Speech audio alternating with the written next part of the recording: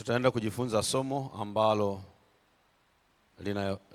linasema kukua kiroho. Kukua kiroho. Na haya nilikuwa ni maneno ambayo nayasikia ndani yangu na nikawa napingana nayo. Sababu ya kupingana nayo ni kwa sababu mtumishi wa Mungu ambaye alihubiri ibada ya Jumapili aligusia kuhusiana na swala la hatua za kukua kwa kanisa. Kwa ni kama kwa namna moja au nyingine alikuwa anafundisha umuhimu wa kanisa kukua. Lakini kwa kuwa ndio maneno ambayo yamenisukuma zaidi, na nilipotii hilo basi niliendelea kupata picha kamili kwamba Mungu anaweza kawa na kitu fulani cha kutusaidia. Bwana asifiwe sana.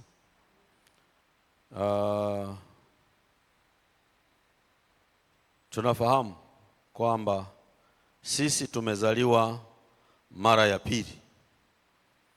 Nasema Biblia nasema tumezaliwa mara ya pili, si kwa mbegu iharibikayo, bali kwa neno la nani? La Mungu. Lakini mtu mmoja,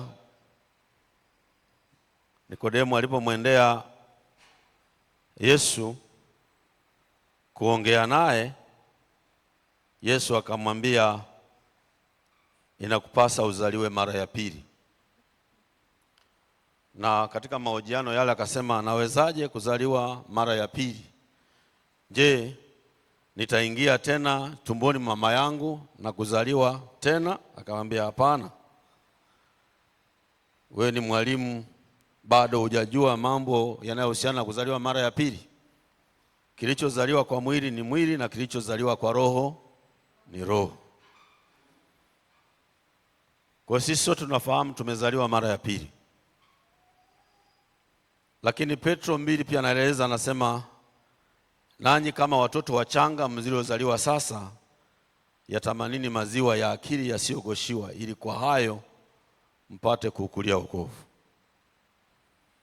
Kwa hiyo maana yake kuzaliwa mara ya pili ni kufanyika mtoto kabisa. Lakini Yohana 1:12 naye anaeleza kwamba Yesu ametuzaa wote waliompokea Yesu aliwafanya kuwa watoto wa nani? Wa Mungu. Ndio wale waliaminio jina lake. Katika mwili tunafahamu tuna watoto, tunazaa na tuna watoto wetu nyumbani, si ndio kweli?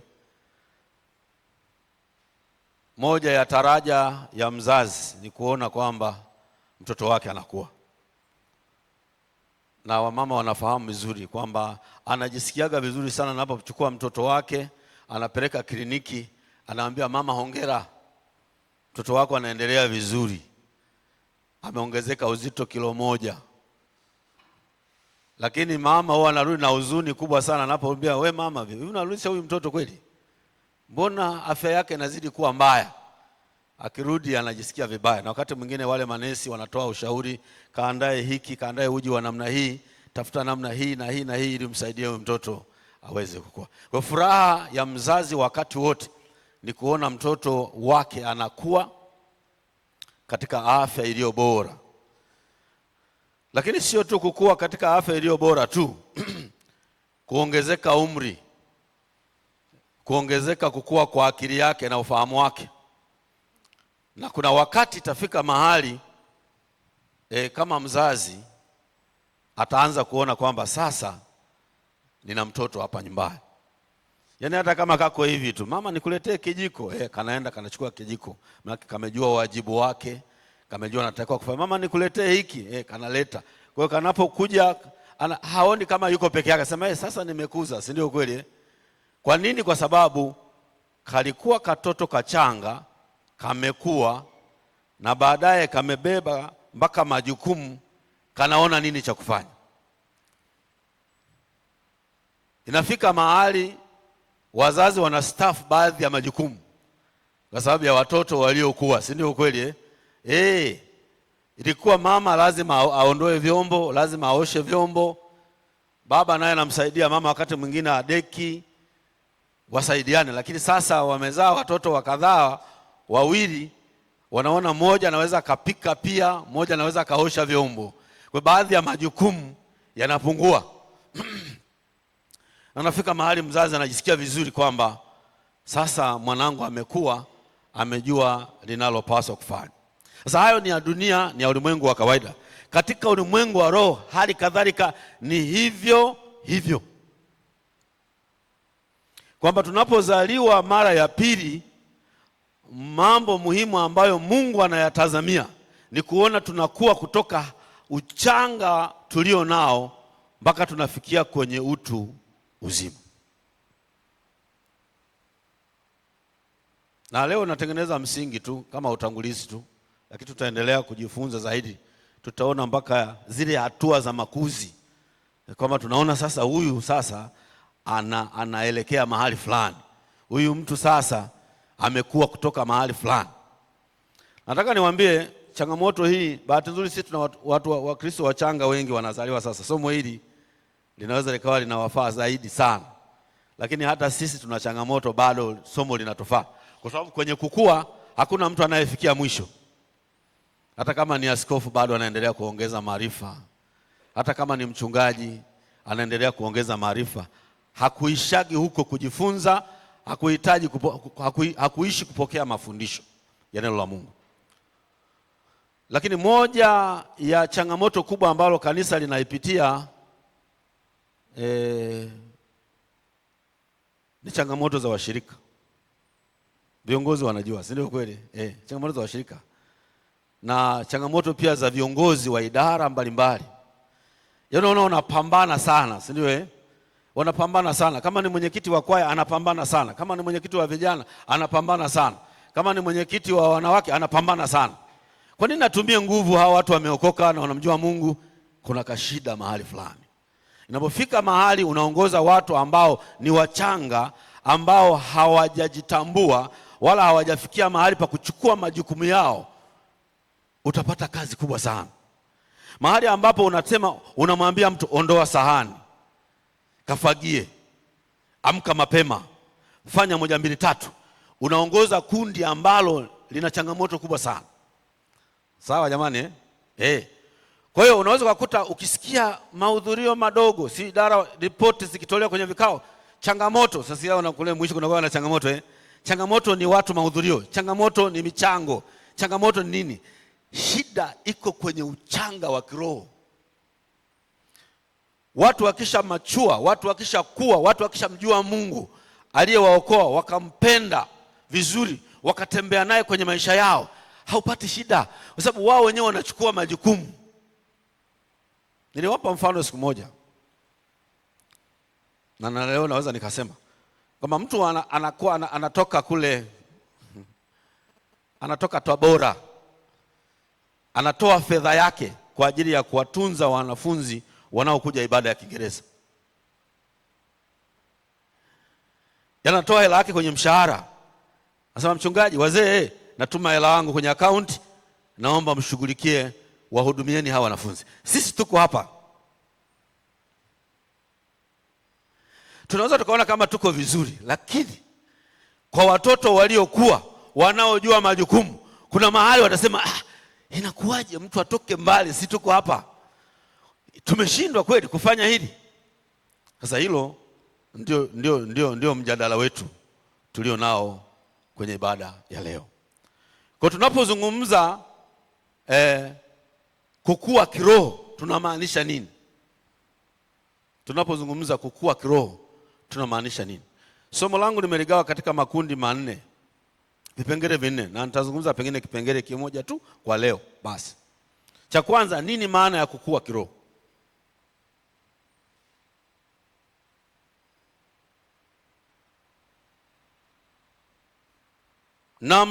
Kipengele cha pili, namna ya kukua kiroho. Kipengele cha 3, faida ya kukua kiroho. Kipengele cha 4, mbinu za kukua kiroho, maana ya kukua kiroho, namna ya kukua kiroho, faida ya kukua kiroho na mbinu za kukua kiroho.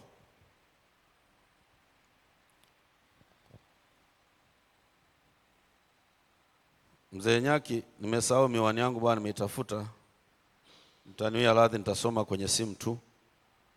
Mzee Chengula kabla hajaondoka tulikuwa tunavaliana miwani, mzee wangu, nikiwa nimesahau ya kwangu nasoma ya kwake. Naomba tusome kitabu kile cha Waebrania sura ya 5 mstari ule wa 12.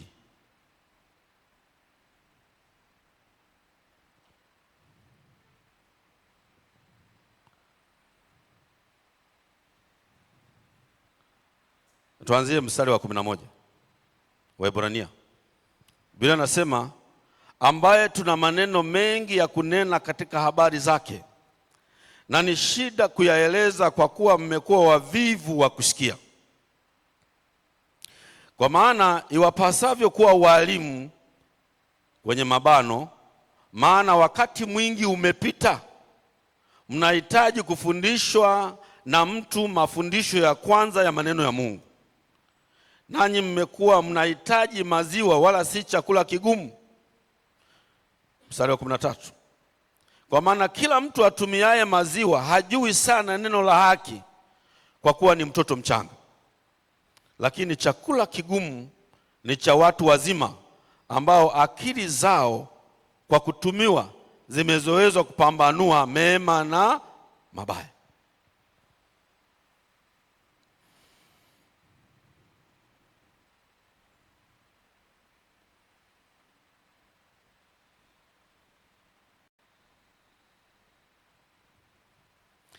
Hapa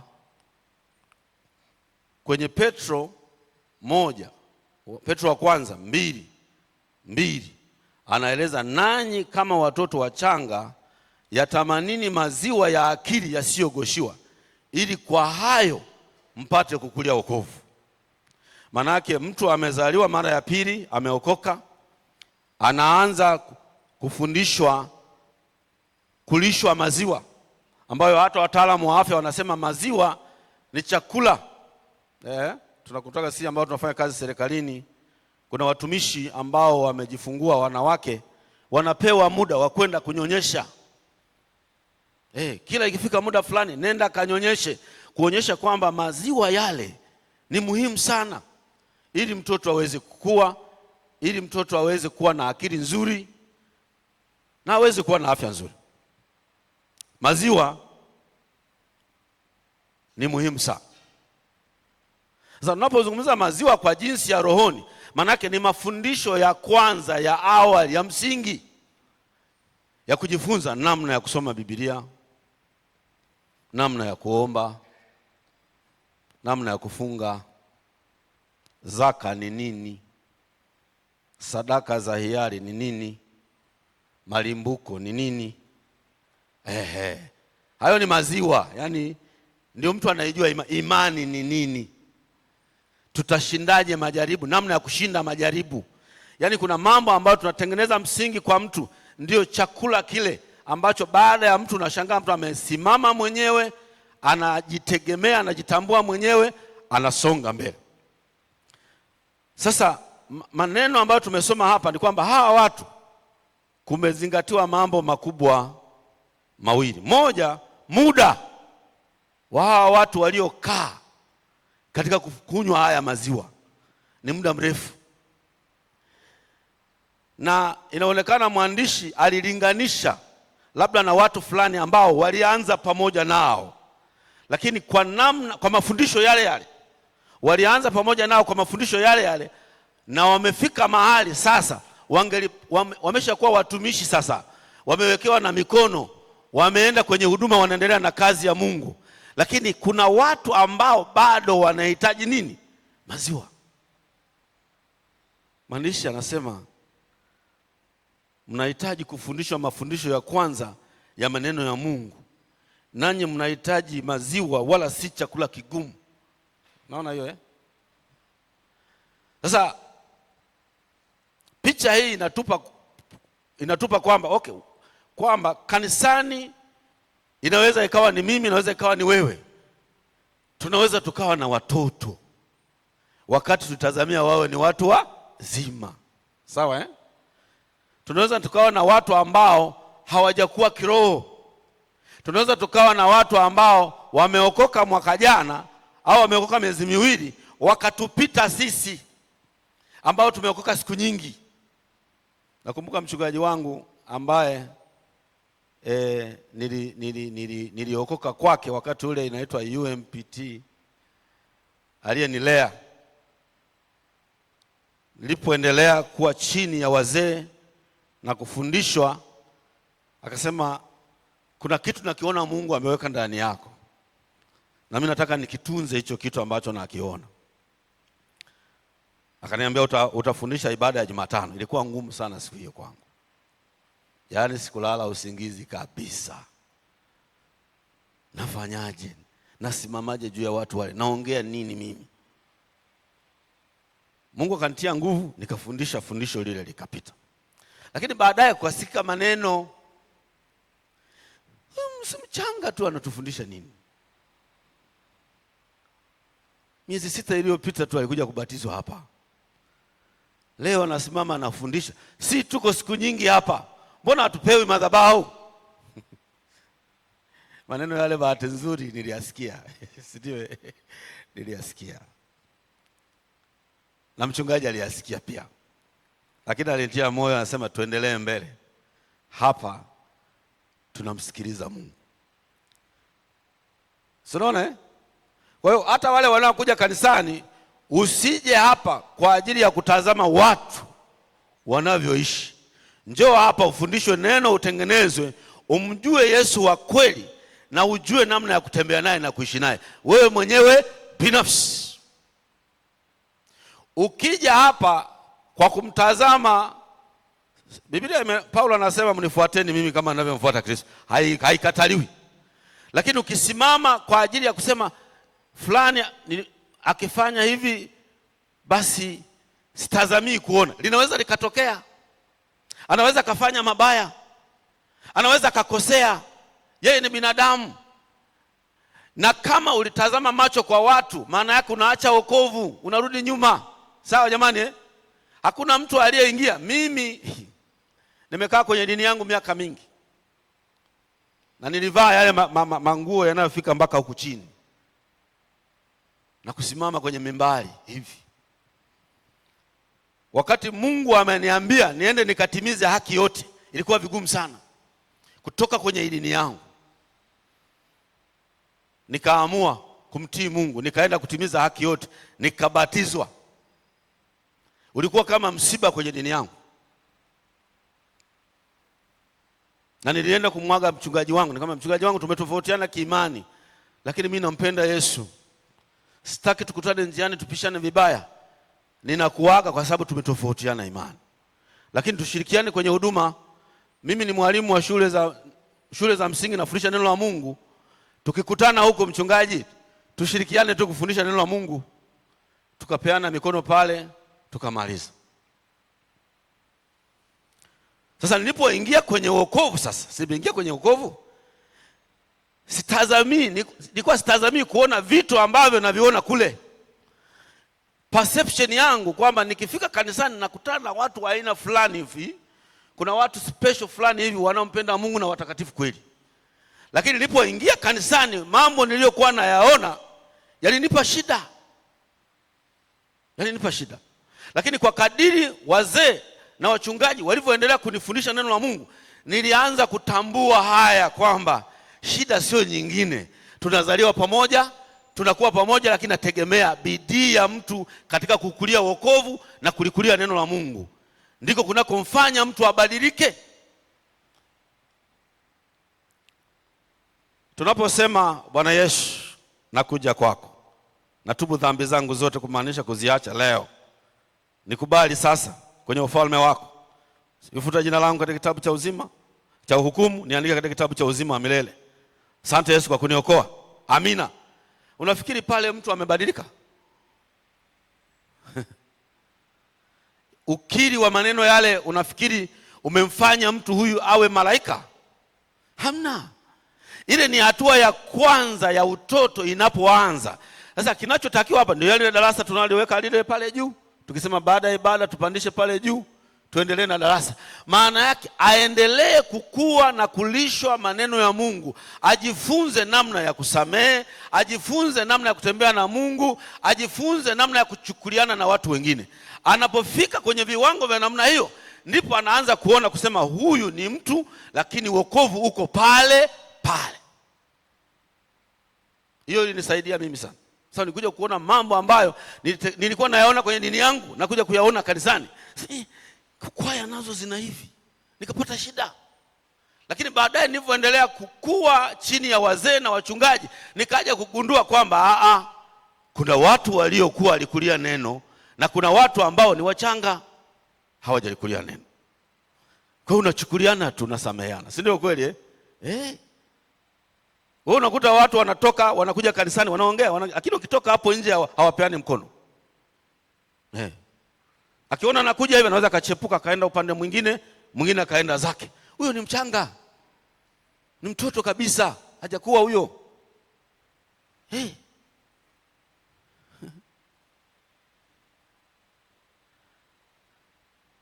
Kwa tunaposema kukua kiroho, maana yake nini? Tusome Wakorintho wa pili. Wakorintho wa pili sura ile ya 4. Ili tuone pale mtumishi wa Mungu Paulo anaeleza nini. Wakorintho wa pili sura ya 4 na mstari ule wa 16 kama sikosei.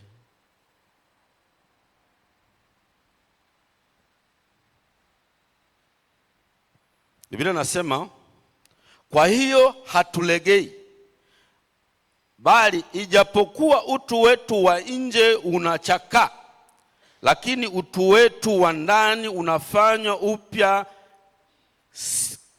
siku kwa siku.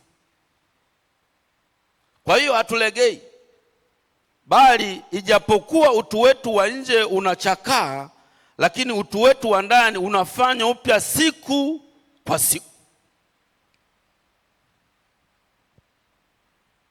Efeso 3:16. Efeso 3:16.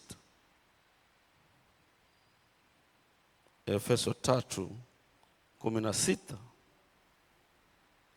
Awajalieni kwa kadiri ya utajiri wa utukufu wake kufanywa imara kwa nguvu kwa kazi ya Roho wake katika utu wa ndani.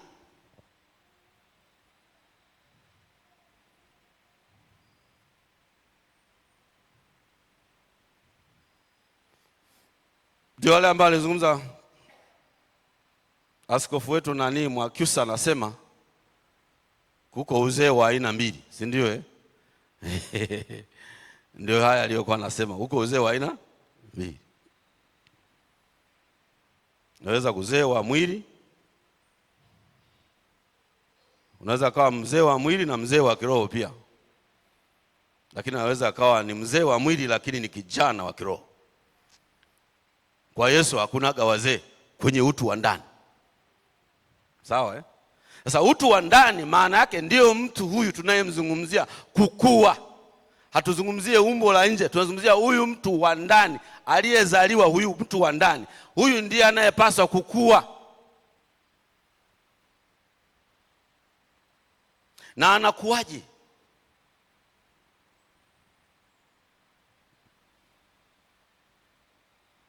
Wale Wakristo wachanga ambao wamezaliwa siku za karibuni, tuliwaambia kwamba mmezaliwa mara ya pili.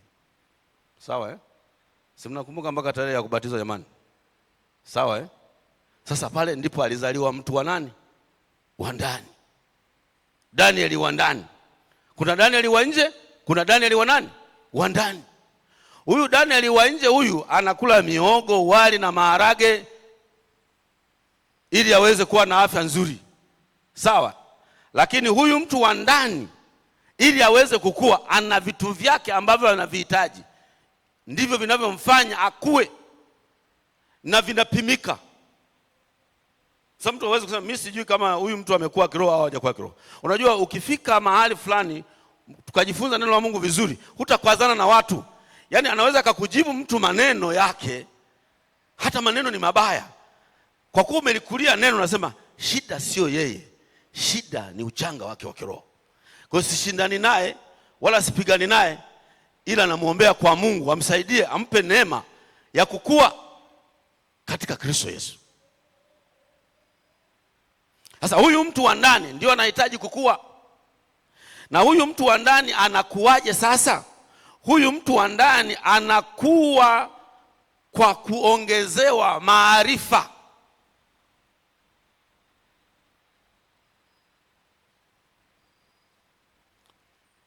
Ufahamu.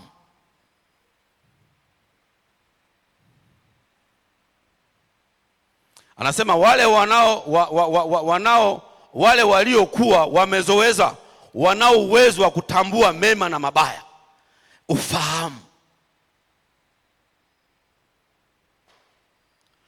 Kwa tunapozungumza kukua utu wa ndani, maana yake ni kukua katika maarifa na katika ufahamu, kujua lipasalo kunena, lipasalo kutenda, namna unavyopasa kuishi, namna unataka kumtumikia Mungu.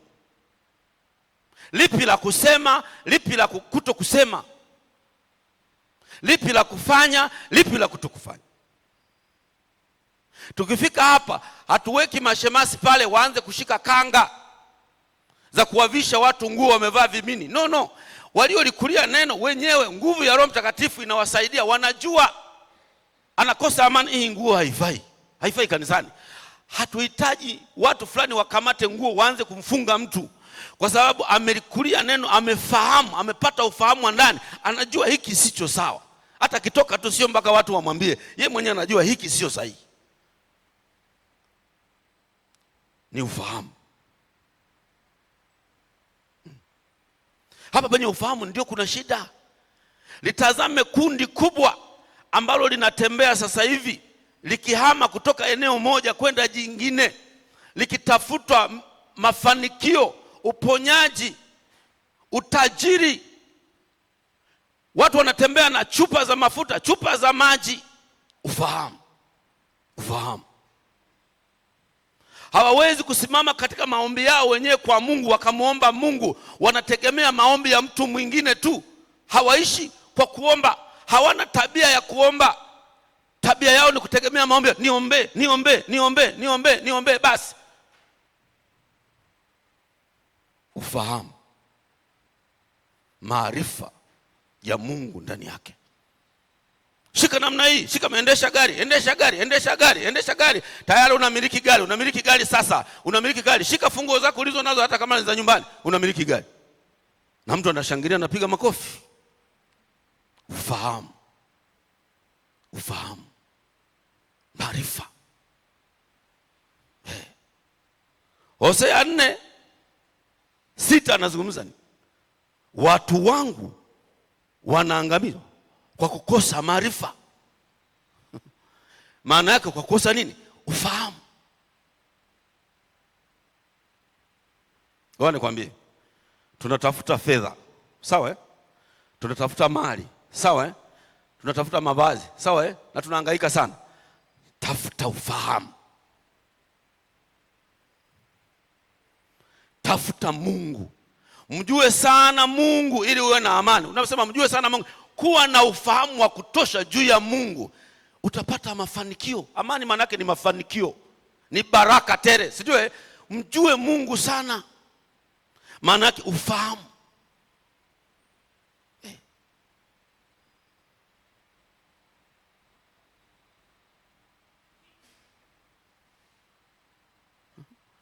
Si mnafahamu wakati ule Wakristo wengi walikuja kutubu makanisani, wameenda kwenye kikombe cha Babi Loliondo, si ndio? Nyinyi ambao muwepo, si tuko hapa siku nyingi, tunafahamu. kwa siri watu wakachepuka wakaenda mpaka Loliondo kunywa kikombe. Ufahamu. Ufahamu.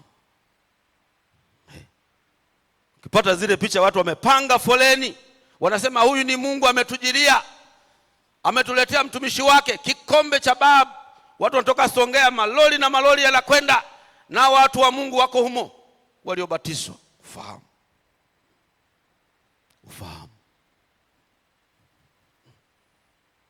Sawa jamani? Kwa tunaposema mtu amekuwa, ni ufahamu, maarifa.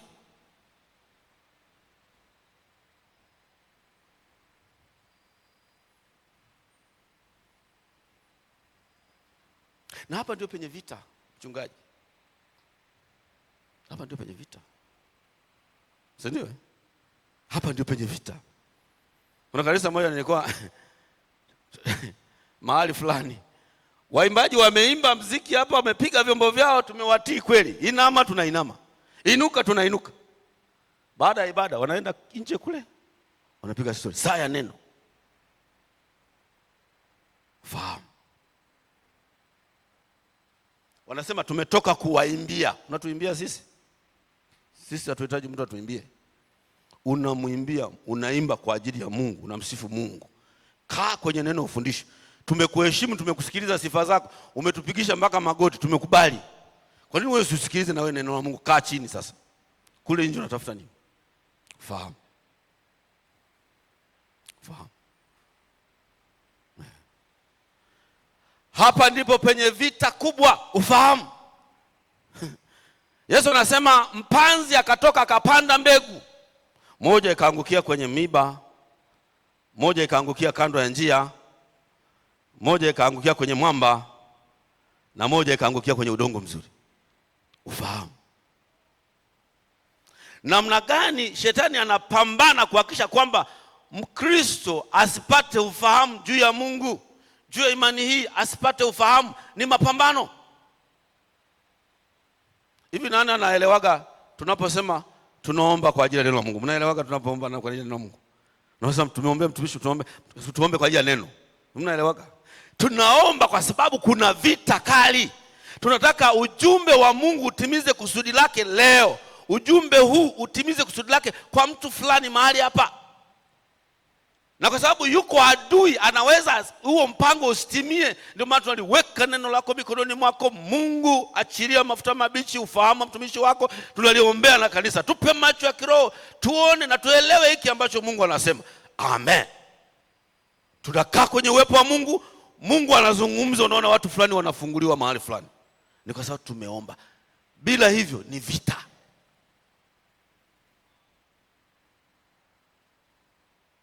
Ufahamu.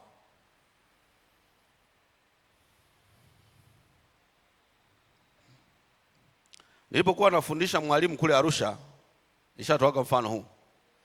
Nilikuwa nawaambia si wakati tunasoma miaka ile ya 80 ilikuwa sio mchezo. Yaani ukiwa darasani sio mchezo, kwa sababu mwalimu anaingia na karatasi yake ambaye ameandika notes.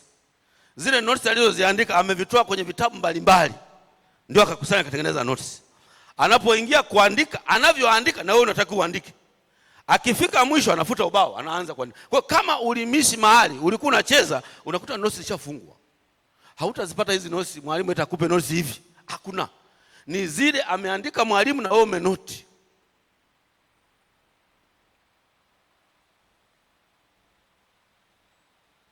Nikamwambia wanafunzi wangu kwamba nyinyi sasa hivi nafundisha hapa na kesha hapa, nafundisha mpaka kesho. Nikitoa test mtu hafaulu. Kwa nini? Hiki ninachokifundisha ukienda kuGoogle kwenye simu yako unakipata, si ndio? Tulitegemea maarifa yakiongezeka, ndio na maarifa ya dunia yakiongezeka, teknolojia ikikua, basi ufahamu wa kiroho watu wa Mungu utakuwa zaidi, kwa sababu kuna njia rahisi za kupata maarifa zaidi ya Mungu. Lakini sio kweli, ni kinyume chake kabisa. Si ndio kweli? Simu hii hapa naishika siku nzima hii, naweza nisome mstari wa Biblia hata mmoja. Bahati nzuri tumedownload na Biblia ziko huko, si ndio? Ujiulize, hii kwa nini hata hatupati hata msukumo wa kusoma Biblia? Iko natembea hata kama niko kwenye basi, si ndio? Si tunasema ile wakati tunahubiri injili mtaa kwa mtaa tunapita na tunasema bwana, kutembea na Biblia shida. Sasa simu ziko kwenye Biblia, ziko kwenye simu. Lakini tuulizane ukweli, nani anasoma kwa siku Biblia umesoma ngapi? Tuna mistari ile inayorushwa na mchungaji wetu. Inarushwa kwenye kila siku mstari wa Biblia ipo miwili. Kila siku nasoma kitabu kimoja au viwili. Kila siku nani anasoma? Grupu la kanisa linarushwa mle. Nani anasoma? Maarifa. Na hiyo ndio vita kubwa ambayo adui anapambana. Usiwe na maarifa. Usiwe na maarifa, usisome neno. Usisikilize mafundisho. Usije kanisani kama hivi. Vita iko hapo. Wewe watu wanaanza, kuna semina inaanza Jumatano, Alhamisi, Ijumaa, Jumamosi mpaka Jumapili inaisha. Huyo mtu hakuwepo. Na Mungu ameleta neno lake, ameleta fundisho lake, ameleta ufahamu. Watu wavuke. Mungu amekusudia kanisa la Tanga, nataka niwatoe hapa walipo. Kuna mahali wana mapambano, nataka niwatoe leo. Anawapata watu 7. Hao wengine unafikiri wanapataje? Vita na mapambano. Kwa hiyo tunaposema kukua kiroho, maana yake ni kuongezeka katika ufahamu wa kumjua Mungu.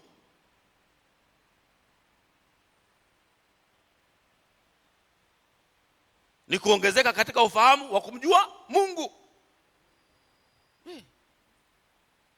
Ili watumishi wa Mungu wakaangalia wale watu wamefundishwa miaka mingi, lakini kila kitu ni manunguniko, ni hivi. Sijui kuna nini. Yaani ukiona mahali watu wanungunika kila wakati, ni manunguniko. Kila wakati si nini, michango mingi, kitu gani nini. Yaani fahamu kabisa hapo kuna changamoto ya ufahamu.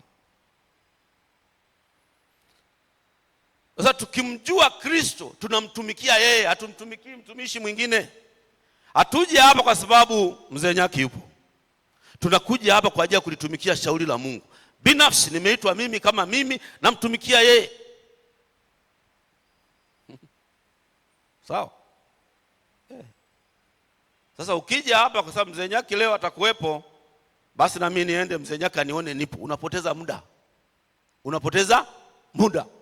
Lakini mtu mwenye ufahamu wa kimungu, aliyekuwa kiroho, anajua mahusiano yake yeye na Mungu yakoje. Analitumikiaje shauri la Mungu yeye na Mungu peke yake. Biblia inasema Daudi akalala akalitumikia shauri la Mungu yeye binafsi na Mungu wake.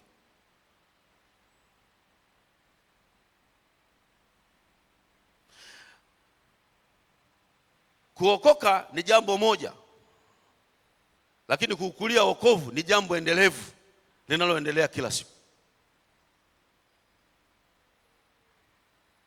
Kwa lazima tujazwe maarifa ya Mungu. Tujitahidi.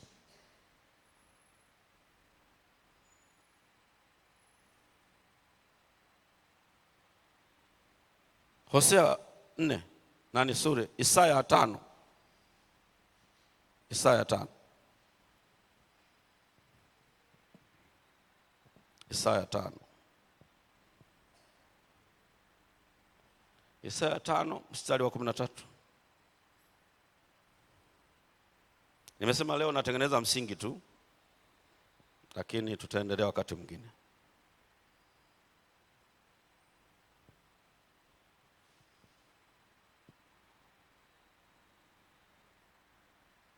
Isaya 5:13.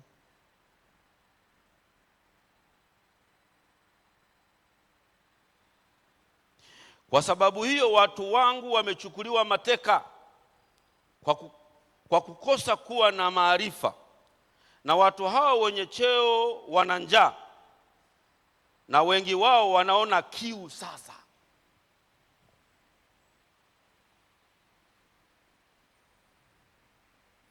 Watu wangu wamechukuliwa mateka kwa kukosa kuwa na maarifa,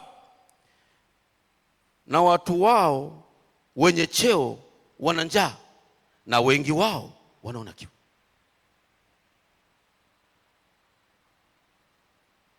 Ona Isaya anavyoandika hapo.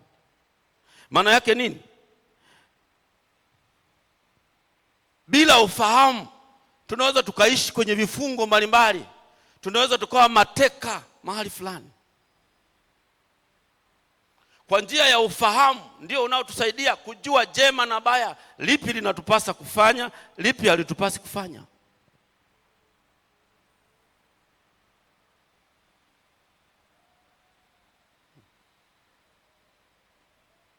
Tunaposema kukua kiroho, maana yake ni kukua katika ufahamu, kukua katika maarifa ya kumjua Mungu wa kweli,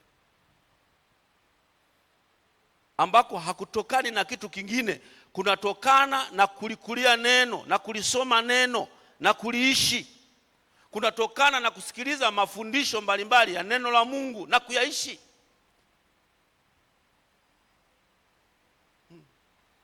Mzee wetu Makyusa Jumapili alikuweko hapa, akasema zamani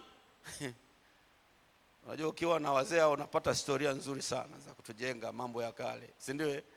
Anasema msingi wa kanisa hili wa watumishi wa Mungu wanapikwa kanisani. Wanaenda chuo cha Biblia kuongeza maarifa, wawasaidie wajue mambo mbalimbali, wajue saikolojia ya binadamu, namna ya kuishi nao, wajue masuala ya maongozi. Lakini mtumishi wa kweli anatengenezwa kanisani. Anatengenezwaje? Anatengenezwa kwa kupitia mafundisho yaliyo hai ya neno la Mungu, na bidii yake yeye mwenyewe kujishughulisha katika kusoma neno na kuliishi.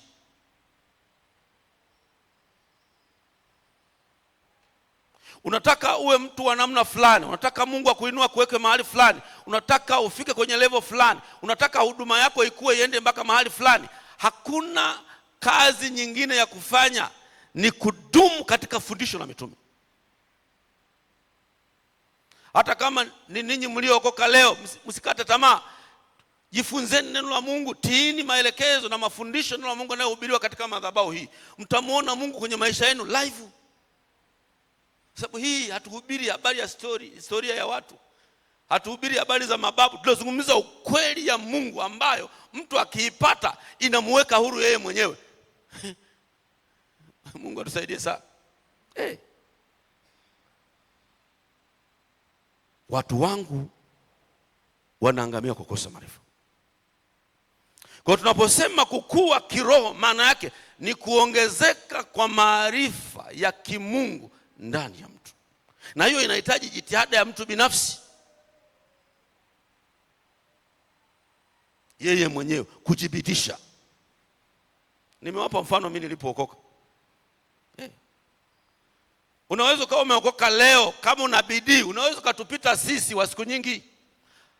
Haijalishi tumeishi miaka mingapi kanisani, tumekaa miaka mingi kiasi gani.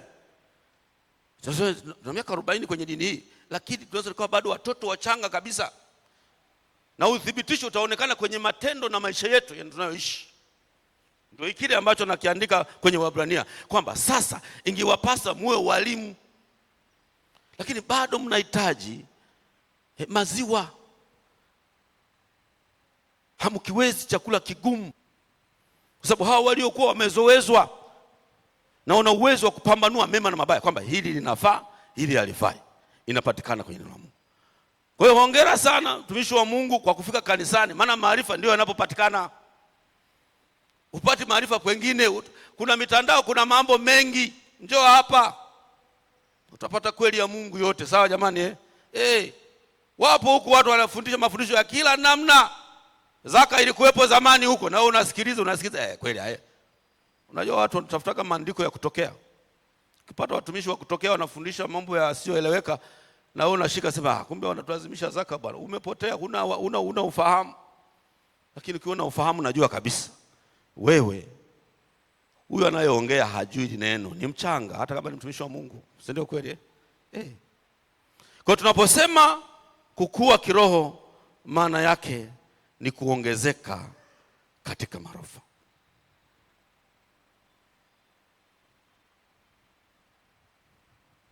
Waefeso sura ya 4. Efeso sura ya 4 tutaanzia ule mstari wa 11. Efeso sura ya 4 mstari ule wa 11. Biblia nasema, naye alitoa wengine kuwa mitume, na wengine kuwa manabii, na wengine kuwa wainjilisti, na wengine kuwa wachungaji na walimu, kwa kusudi la kuwakamilisha watakatifu, hata kazi ya huduma itendeke, hata mwili wa Kristo ujengwe, hata na sisi sote tutakapoufikia umoja wa imani na kumfahamu sana mwana wa Mungu. Sikia maneno haya, kumfahamu sana mwana wa Mungu. Maana anazungumzia ufahamu, anazungumzia maarifa. Kumfahamu sana mwana wa Mungu, hata kuwa mtu mkamilifu, hata kufika kwenye cheo cha kimo cha utimilifu wa Kristo. Mstari wa 14, ili tusiwe tena watoto wachanga, tukitupwa huku na huku na kuchukuliwa na kila upepo wa elimu na hila ya watu, kwa ujanja tukizifuata njia za udanganyifu, lakini tuishike kweli kwa upendo na kukua. Sikiza neno, na kukua hata tumfikie yeye katika yote, yeye aliye kichwa, Kristo.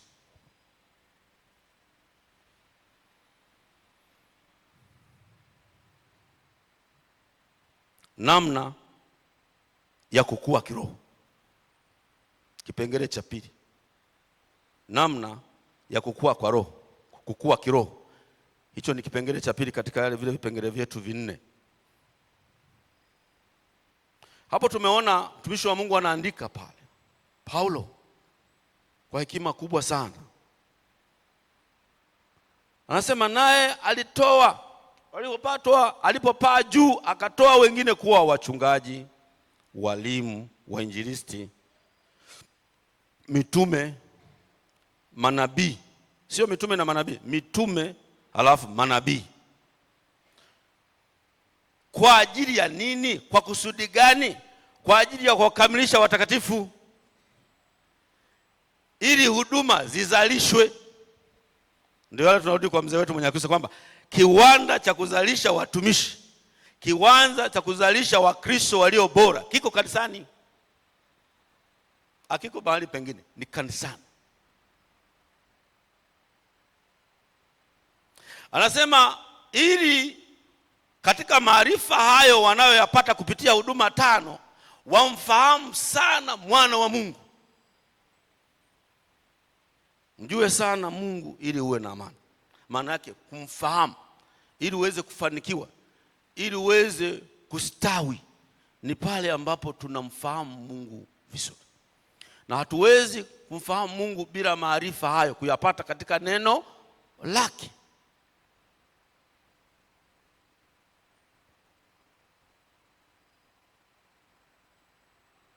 Ili wasitupwe huku na huku na elimu mbalimbali.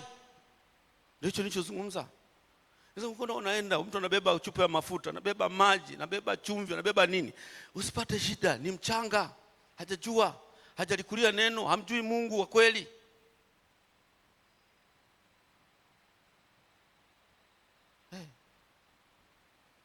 Anayejua Mungu wa kweli, katika jina la Yesu unapona, si ndio kweli hivyo tu. Yohana 16, mtaweka mikono juu ya wagonjwa na watapata afya. Hata mkila kitu cha kufisha kitawadhuru. Si ndio? Ndio neno la Mungu. Visaidizi vinatoka wapi hapo? Beba hiki, beba hiki. Mkoba, unaona mtu amelemewa na mkoba mzito, sio mzito tu, kuna mambo mengi humo. Ufahamu. Kristo ajaye kwa wingi huku, acha kuweka kwenye mikoba mambo mengine. Naamini Wakristo wetu hawako hivyo, kwa sababu wamefundishwa neno na wamelikulia. Lakini ninyi weni mashahidi katika kipindi tulicho, anasema watu wakihangaika, watu wakienda huku na kule, maana yake hawaeleweki, ni kama upepo, ni kama wingu fulani linalohamishwa kutoka mahali pamoja kwenda mahali pengine. halieleweki. Uko wapi? Haeleweki kwa sababu ya ufahamu.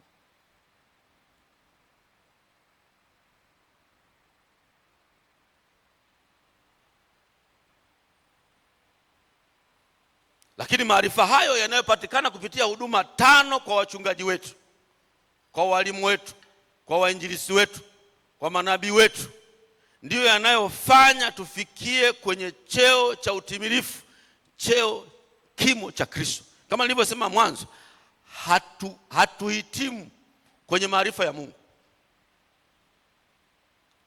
Hatuhitimu kwenye maarifa ya nini? Ya Mungu. Hata watu wa duniani tu wanasema elimu haina mwisho, si ndio kweli? Yaani mtu kapiga PhD yake, dokta, lakini anasema elimu bado haina mwisho. Kwa Mungu je? Maana katika kuyapokea na kuyapata maarifa ya Mungu ni endelevu. Ndio wanafunzi wa Yesu huo. Hata kama tuna cheo, hata kama tuna karama nyingi ambazo Mungu anatutumia nazo, lakini bado tunaendelea kuwa wanyenyekevu kwa Mungu, ili Mungu aendelee kutuinua katika maarifa, kutoka neema moja kwenda neema nyingine, kutoka imani hadi imani nyingine, kwa kusikiliza mafundisho ya neno la Mungu. Tenga muda wa kusoma neno la Mungu. Nimeshawaambia sisi huwezi kujitetea hapa kwa sema mimi nitasoma neno gani. Neno linatumwa hapa kila siku hapa. Kila siku tunapokea message kutoka kwa mchungaji wetu.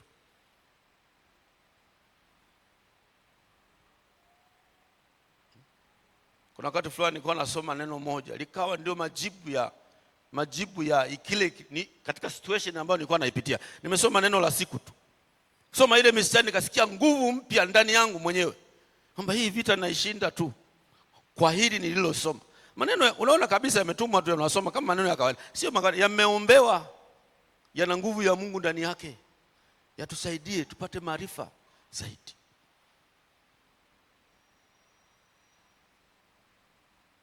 Ni vita ya kiroho. Ni vita ya kiroho. Vita ya kiroho, tusiwe na ufahamu, ili tuwe mateka kama Isaya anavyosema. Watu wamekuwa mateka kwa sababu ya kukosa maarifa. Unatembea katika vifungo, unatembea katika mateka ya aina fulani, lakini kwa sababu tu ufahamu wa neno la Mungu ni mdogo. Kama tunavyoona watu wa dunia wanasoma, wanaenda shule, wanapata elimu, wanapata maarifa ya kutosha. Na sisi watu wa Mungu, kama tunataka maarifa ya kimungu, lazima tujisomee. Lazima tujisomee. Tusome neno la Mungu. Neno la Mungu litatuweka huru, tutakuwa na maarifa ya kutosha. Elimu hizi za kijanja janja haziwezi kutusumbua. Unajua hii shida, wala upate hata shida. Jua hapa tatizo lipo. Hapa si mahali sahihi. Si ndio? Kwa nini unafikiri kwenye mtaa wako unakoishi kuna mtu anakuchunga? Si unajichunga mwenyewe? Unafikiri wazee wa kanisa wachungaji wana kazi ya kukuchunga wewe? Si unachunga mwenyewe? Biblia inasema neno lako nimeliweka moyoni mwangu lisikufanyaje? Lisikutende dhambi. Kwa nini? Kwa sababu neno likishajaa kwa wingi ndani, una maarifa, una nguvu ya Mungu. Huwezi kushindwa. Hata kama unapita kwenye majaribu ya aina mbalimbali, kwa kuwa una tabia ya kulisoma neno, unaposoma neno unashangaa Mungu anazungumza na wewe kupitia mistari hiyo. Msikilize Mungu. Msikilize Mungu, na utaona mambo makubwa Mungu akiyafanya kwenye maisha yako. Bwana Yesu asifiwe sana. Ujumbe wangu ulikuwa ni kukua kiroho. Tumeangalia kukua kiroho maana yake nini. Tumesema ni ile hali ya kuongezeka kwa maarifa ya kimungu ndani ya mtu, kuwa na ufahamu. Tunasema kuna utu wa ndani na utu wa nje. Mtu wa ndani huyu ndio tunazungumza anatakiwa kukua. Tunamtambuaje kakua? Tutamuona tu kwa matendo yake, kwa mwenendo wake, kwa maamuzi yake, kwa mawazo yake alionayo, sababu na ufahamu. Na nimesema kukua kwa kiroho kunapimika. Sasa nimezungumza kwa mfano watoto wetu. Unajua kabisa mwanangu kakua, kama anaweza kaleta sahani, akaleta kijiko, akachukua ufagio akafagia, kakua huyu. Hata kanisa la Mungu liko hivyo. Kuna watu wanapita kwenye changamoto mpaka wanafika mahali, ina maana mchungaji haoni hili. Sio haoni. Tunajua huku tuna watu wachanga pia wapo. Tunaendelea kuwalea na kuwasaidia ili wafikie hatua ya kumjua Kristo ndani ya maisha yao, ili Kristo ajidhihirishe kwenye maisha yao wenyewe. Unajua tunaposema kuokoka, tafsiri sahihi ni mtu binafsi kukutana na Yesu mwenyewe, ndio kuokoka. Zaidi ya hapo inakuwa dini tu. Kuokoka ni mtu binafsi kukutana na Yesu mwenyewe live, akamjua. Nimemjua Yesu. Popote utakwenda naye, utatembea naye, huna wasiwasi. Uko peke yako, uko shule, uko kokote, huna wasiwasi. Kwa nini? Kwa sababu tayari unaye Yesu. Lakini ukiwa kama dini, unaishi kama dini, kwa sababu kwenye dini tunaposema tofauti ya dini nini? Ni kwamba watu wanaishi nje ya Yesu kabisa. Hawamjui Yesu vizuri, hawana ufahamu juu ya Yesu. Tunaposema mtu ameokoka, maana yake amemjua Kristo na anaishi naye na anamsikiliza kwenye maelekezo yake. Mahali fulani Yeremia anaandika, anasema, nimewaamsha watumishi wangu asubuhi na mapema, wawaambie watu, isikilizeni sauti yangu, itiini sauti yangu. Lakini hawakusikia. Maana yake nini? Ni kwamba watumishi wa Mungu wanafundisha mafundisho yako ya kutosha kabisa, lakini kazi kubwa ambayo nataka nimalize kwa kusema hivi, tuna kazi kubwa. Lazima uwe na mpango mkakati, mtu binafsi, wewe mwenyewe. Yaani sio issue ya kikundi, ni mtu binafsi mwenyewe. Uwe na mkakati wa kusoma neno la Mungu. Yaani wewe mwenyewe binafsi, muda wa kusoma neno la Mungu. Tutakapoendelea siku nyingine tutaona mambo mengine, lakini leo mimi nataka kuzungumza maarifa sahihi ni kwenye neno la Mungu. Tofauti na hapo utakuwa na mambo ya kitoto tu, mambo ambayo hayafai kabisa. Mpaka mtu mzima akakuwa tunategemea anafanya mambo ya ajabu kama haya. Ni kwa nini? Kwa sababu ya uchanga huko ndani yake. Lakini mtu aliyelikulia neno la Mungu, maana yake hata chakula kigumu anakiweza, si ndio kweli? Sasa tutaangalia huko mbele ya safari chakula kigumu anachozungumza hapa mwandishi wa kitabu hiki cha Waebrania ni nini. Ya tukijua hawa watu ni watu wazima kweli, wanaweza chakula kigumu, tukikileta wanakila. Ukiona watu wanatofautiana tu, anatokea mlango wa huku, unajue hapo kuna watu wana uwezo na wengine hawana uwezo. Lakini nia ya Kristo ni kuona sisi sote kwa pamoja tunakuwa katika yeye na katika kumjua yeye, ili tuweze kufikia kwenye kimo cha ukamilifu wake. Tumjue sana Mungu, tuifahamu sana imani hii, ili tuweze kuishi maisha ya ushindi katika maisha yetu, lakini pia tuweze kutekeleza mpango wa Mungu ambao anao kwetu si binafsi. Kumbuka wewe, Mungu ana mpango na wewe binafsi, sio kundi. Unajua ukikaa hapa kanisani, kaa wewe binafsi. Sisi kanisa letu, kaa wewe binafsi. Ndipo utaelewa Mungu amekuleta Tanga kufanya nini. Uko kwenye kanisa hili kwa ajili ya mpango gani? Mission yako na Mungu kwa ajili ya kanisa hili ni nini? Utafanya wewe binafsi bila kuangalia watu wanafanya nini, si ndio? Utakuja hapa kufanya usafi bila kuangalia idara wamekuja watu wote au umekuja peke yako. Kwa nini? Unajua mission ya Mungu na wewe. Alikujua tangu ukiwa tumboni mama yako, akakuokoa kwa majira yake, akakuleta Tanga. Uko hapa FPCT. Ana mission na wewe, anataka kuikamilisha kupitia wewe. Kwa hiyo jitambue binafsi, simama kwenye nafasi yako, utaona Mungu anakutumia kwa kiwango kisicho cha kawaida.